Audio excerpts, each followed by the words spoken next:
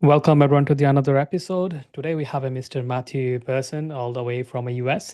So Matthew is a business consultant. He's the owner of Townsquare Advisors. And so he's have an upcoming book is coming as well soon. So we're going to discuss about that. What's his book about and when he's launching and how you're going to grab a copy of that. And in this episode, we're going to learn more about Mr. Matthew's journey into business and leadership, as well as we're gonna touch into like what led him writing his own book and what's the book about and how he can get benefited from it. So if you want to uncover everything, stay tuned in this show. So and right now we're going to welcome Mr. Matthew to the show. Welcome to this show, Matthew, and how are you doing today?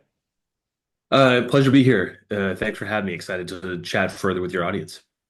Yeah, I'm excited as well, learning about yourself, your journey, and yeah, we're gonna talk about the book you are going to launch. And yeah, it's always exciting for doing something incredible and it's like a hard work, like writing a book is never easy, and launching a thing like the hard work to pays off. So we're going to uncover that. So before we talk about your book, I like to start from early on about your journey, your story, about what actually led you to writing the book. So if you can uncover about your career choice, like what was your first job or business he was in, and what actually made you like a being in the leadership world. Yeah, that's a great question. And you're right. Writing a book isn't easy. I'm not a natural writer. It's something that I've taken a few years to work on, and it was pushed into, thankfully. And I think that's given me some validation. My background's a little bit unique. I'm a multi-peg stool. Started my career in the business side of professional sports, managing and building franchises in professional baseball all over the country. It's actually some of the genesis for the book that as you noted, that I've working on publishing. And then I flipped into investment banking after a brief stint in business school. And currently I also have done buy side M&A for private equity backed portfolio companies. So I look at the world from all three seats, the organic growth, the inorganic growth. I'd like to maybe put it into a bullet and say that I help middle market companies create and capture enterprise value.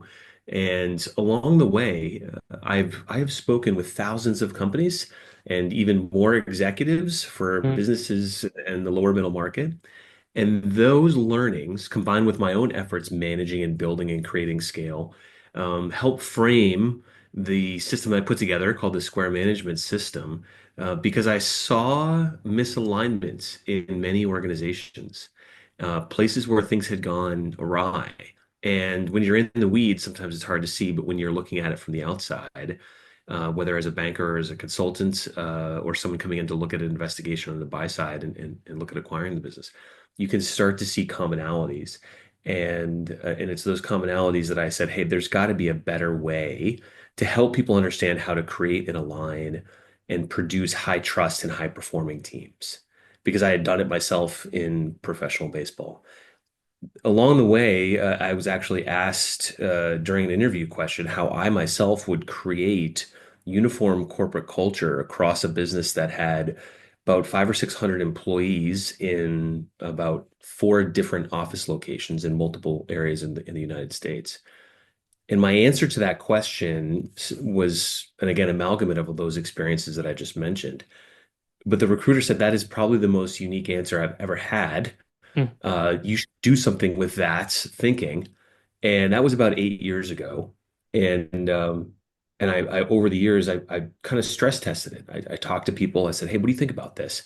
And so I applied some more framework methodologies to it. I talked to a lot of publishers. I submitted manuscripts, and they all gave me advice along the way. And I can't thank those people enough because I wouldn't have gotten to this point without some of that push and external validation to say, hey, I think you got something really interesting here that people can benefit from. And that's been the whole goal is this is not meant to be a research, heavy data driven book around corporate culture and organizational design. It is meant to be an actionable framework that you can institute relatively immediately. And I think that's the differentiator here. yeah, that's great. So you have the leadership experience and you come across with the experiences, and now you are trying to inspire other people. So when you started like you're working on your book, like how long ago, like you decided like I'm gonna write a book about this? I think it was after talking to some business colleagues, some senior level executives, and they said, yeah, this is something that would help people, but you need to draw it out and flush out in a way that's actionable and digestible. And so I started to do that. And the act of writing really helps ensure that you have something that is understandable and may make sense to you as the author. I'm not a natural writer. I've never written a book before. And so I did send it to a lot of people I know who are middle market C-suite executives, who are publishers, who are consultants asking for feedback and insights. And that helped me adjust. And publishers too, who gave me a lot of insights around how to make the book more digestible. It's not long. The book is called The Culture of Alignment. You can actually learn more about the tenets of it on my website, townsquare-advisors.com. What the book attempts to do is to break down corporate culture. And in short, it argues that we've kind of gotten culture wrong. We've Mm, com we've common sized culture into a one-sided discussion, which is just on the corporate side, and said, hey, if you're a best place to work winner, then you should follow those attributes. And that's what a lot of business books do. They say, I've talked to 500 CEOs and I talked to 1,000 companies, and we've aggregated all of the attributes of the ones who have quote unquote done well and succeeded. And you should look at these learnings and then follow that. But in the world of business, common sizing doesn't work. Copying doesn't work. It doesn't mean that it's going to work for you. And moreover, if you're an employee and you go to a best place to work, and I've talked to people who've worked at those companies who may not have liked it. So how can that be? How do employees have two separate experiences? Some people love it at a best place to work company, some people hate it. yeah. How do you, when you have misalignment and you have high employee churn, how does that happen? And this book attempts to address why employees, who none of whom start their first day disgruntled, by the way, they all come in enthusiastic. But how does some get that way? There's a reason Mm. So you believe like it's more about like the culture isn't been set up from early on and that actually continues. there. That's right. What's happened is that because we've made culture a one-way discussion, we've obliged the employee to just chameleon themselves to fit, when maybe that's not the healthiest for the employee. And it may actually be that the company itself hasn't organized it the proper way to ensure that they have the culture that they say they do when you're hiring employees or when you're onboarding them. Culture to me is actually one very simple definition. It is not an amorphous way of doing as it's often described. Culture is nothing more than the alignment of the personal beliefs and ways of doing of the employee and the ways of doing and the beliefs of the company. If those two things are roughly aligned to a varying degree, then those employees love the culture. Yeah. And if you are not inside that square or box I describe it, then you don't like the culture. And it doesn't mean that the company's wrong, and it doesn't mean that the employee is wrong either. You have to have a relationship between the employee and the company to work. Now, the question becomes, wait a second, Matt, I've got 400 employees, I've got 4,000, I've got 40,000, I have 400,000 employees. How am I going to maintain culture across that order of magnitude? I cannot affect commonality for this number of unique individuals. And this book argues you can actually, because culture, those ways of doing, that's known and it can be intentionally described and communicated. Culture is the output of the systems, the processes, the ways of doing of the company. And that is in a box. And if you fit inside the box again, then culture is great. And so the square management system argues for something called constrained independence. If you and all worked at a company, theoretically, you could have a wide universe of endless decisions that you could action. But of course, to maintain proper service standards and quality standards, the company has to put in guide rails. Otherwise, there'd be chaos. That is, in effect, constraint on your independence. Some companies, because of regulatory needs, they need a high level of constraint. You can't go into a biopharma or an office, a hospital, and have chaos, that level of independence because people would die. Mm. Correspondingly, some businesses need a light level of constraint. They want to be more innovative. And some employees like that freedom. They need that freedom. Other people don't. So getting the degree of constraint roughly aligned to your individual way of doing, your individual constraints, is how you create that culture. And you can know the four boxes, the four sides of the box that will allow you to construct or intentionally design this constraint. Yeah. Yeah. So, what is the best way to create a culture for any organization, either is a small or medium, or even though big ones, like even the big ones, like they struggle to with creating a culture, even though after they have like thousands of employees, there are a lot of employees leaving, the culture is not right way. So, is needs to be with the founder or like who's running the company, or based on like a all C-suite executives, or like a need to be bring some outsider, like someone consultant like you, and create the culture for them? Well, so the book is meant to be actionable, and you can go again. You can go online at Townsquare Advisors and actually undertake the full 40-point methodology to learn about the varying degrees of constraint. The point here is that it's a great diagnostic for the aforementioned C-suite, and you would use it actually if you're an executive. You can compare perceptions. It's a great diagnostic tool. You would take the 40-point methodology and survey leadership and do it at the executive, the senior, the middle tier, and the frontline executives, and you would look for the gaps or the deltas in the answers, and it would immediately tell you and identify where you're off, right? Yeah. Correspondingly, if you're a founder, you can, and you have a great maybe IP, but you don't understand how to build for scale, this would help you as you walk through all 40 points, and I'll go over those in a second. You can intentionally design your preferred structure from day one, and you can build the scalable foundation for your team with your teammates. And it'll help you understand when to pivot your business based on findings.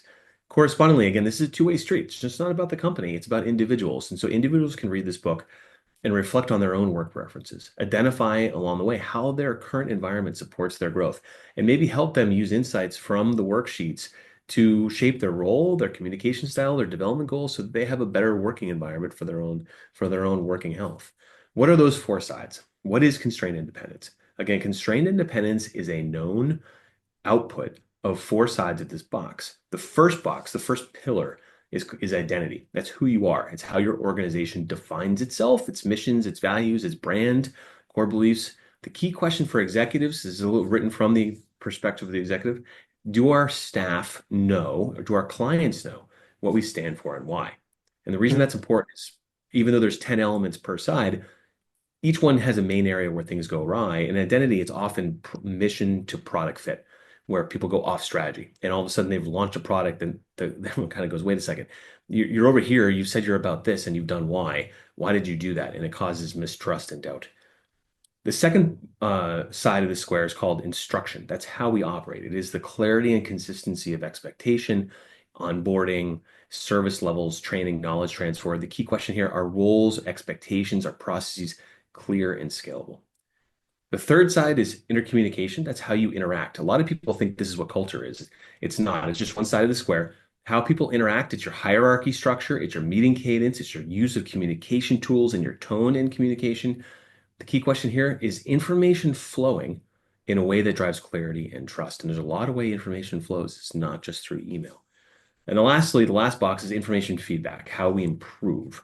And that is how is performance measured, both for staff and for the company itself. How do you measure performance and then share that information and use it to evolve? This is feedback loops, performance reviews, metrics, and recognition programs. The key question here, are we learning and adapting fast enough to stay competitive? And so when you put all four sides together, you have a complete box, you have a complete organizational structure, and you have a known way of doing that you can communicate to your staff, and the staff can then play and bounce within. And why is that important? It's Mm. important because if all of your staff understand the ways of doing and they know the square that they can quote unquote play within, then they know the decisions that they're allowed to make and action on their own. And when you can do that, you have trust that your other employees are going to make similar decisions. You don't have to ask for permission all the time. So you're a faster employee. Because you can make micro decisions, you feel like you're part of the output, that your voice is being heard, that you're involved in the organization's success. So you're a more loyal employee. So you have trust, you have speed, and you have loyalty, creating less churn of employees, faster moving group of people, and that's going to create growth and scale for your organization. And that's why this method matters. Yeah. And to implementing your strategies, like how long does it take to get to the culture level? Well, that's a great question. I think for each company, it's somewhat different. The reason why is depending on where you're using this. If you're a mature company and you're using it as a diagnostic, it's going to be able to identify which of those 40 elements on which side where you have delta in understanding of what that is across the company. And then you can look at it, and in the book and online, you can actually learn where each element has a high degree of constraint. There's less room for employee independence, or the attributes of that element that would allow for a light degree of constraint. As you can understand how to use the metrics. And for an example on this would be in instruction on onboarding. There are companies that have a heavy degree of onboarding or a heavy constraint on onboarding, where there is just a lot of work and a lot of rigor around what you do, how you do it, when you do it, who does it with you. And there are other companies that say, hey, listen, learning on the job is the most important thing. We're going to have light levels of onboarding, and you're going to pick this up through your teammates and through kind of peer-to-peer learning. That is an example of the degree of which you can institute these elements and create varying degrees of constraint across the elements. It does not need to be uniform. So you Mm, don't have to have the same degree of constraint in order to build your company. You're not supposed to. It's supposed to be different. It's supposed to be unique to your own company and your own way of doing. And so if you're a startup, you're going to have to build it from scratch. For mature companies, you might be able to do it faster by identifying the areas where you have variance, and then you can work on those specific items. yeah, that's great. So, Matthew, we're nearly coming to end of this podcast. I have a couple of questions for you. You being in a leadership role, you've been working with like other organizations, and so what is the number one lesson you have learned when it comes down to being a leader? Constitution. You have to have the Constitution to stick with what you said, and to, if you do decide to pivot, to communicate corresponding the correct way.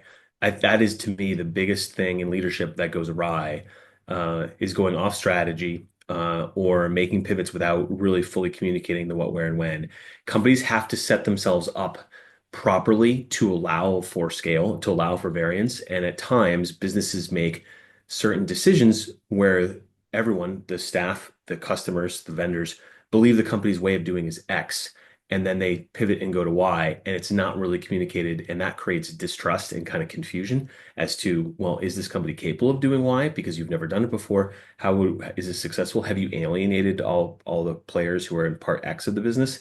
And that happens a lot. And so if you're able to stick to more of what you said you would do, and if you do change, communicate it properly, I think companies would do a lot better in scaling. And that's what I see as the common misstep. Yeah, that's great. And if you want to give like a one advice to those who becoming a leader, or they on the way to becoming a leader, or they already been like a few years in the leadership and development side of it, like how they can be a better leader, what would be like a number one advice for them? Well, one is just knowing yourself. Uh, that's also part of it. This is a two-way street. It's not just about the company. So leaders themselves need to know who they are and stick to who they are. Why are we as individual employees so often stuck in scenarios where you have to augment who you are, what you believe in, just for a job? And that's Mhm. an unhealthy way of doing it. It causes a lot of stress with employees. And I think individuals need to understand who they are and how they work and what environment they're going to find themselves most successful in. And so if you go online to townsquare-advisors.com, you can actually take a short, free 10 question quiz that'll help you better understand the environment that you work in. And again, if you want to take the full 40-point methodology, you can do that to really hone in on your uniqueness, and the particularities that you succeed in. But for individuals, it's really important to know who you are and to stick to that. Similar with companies. Reflect on your work preferences and then go find the environment that actually helps you be your best self. Too often people don't do that. And I think that's a big underlying causality for lack of success and career growth in some individuals. All right, that's great. Thank you so much for your advice, and thank you so much for sharing your story with us. So we are coming to end of this podcast. So before we wrap up, if anyone wants to learn more about yourself or your business, or they want to grab a copy of your upcoming book, where's the best place to find it? Townsquare-Advisors is the best place to go. Please sign on for an advanced copy. The book is currently working through publication. Would love to get some more interest out there around that. It's called The Culture of Alignment. But again, if you want to take a free quiz, learn more about yourself, or understand how your company could be better structured, you can take some free quizzes Or you can sign on for the full 40-point methodology on the Square management system and really hone in on the tenants and understand how you can use constrained independence, both light, varying degrees, light and heavy degrees of constraint in your own business and help affect some change and build a more intentionally designed organization that'll help you scale better. There's a lot, every time someone I know takes this quiz, they come back and they say, that was really interesting. I didn't really think about myself that way. I kind of knew I did better than X and Y, but this cements it. And so I've had a lot of people come back and say that was a really unique quiz. So go check it out yourself and go from there. All right, that's great. Thank you so much for your time. I wish you very best of luck with everything you're doing. And thank you for your time today. I really appreciate it. Enjoy talking about it. Thanks for having me on. That was my pleasure. Thank you. So that's a wrap, guys. Thank you so much for listening to this podcast episode with Mr. Matthew Person. I hope you enjoyed the conversation. So if anyone wants to learn more about him, you can visit his website. And also, I'm going to put all the links in the description for you to get to me easily. Till then, talk to you in the next episode. You take care.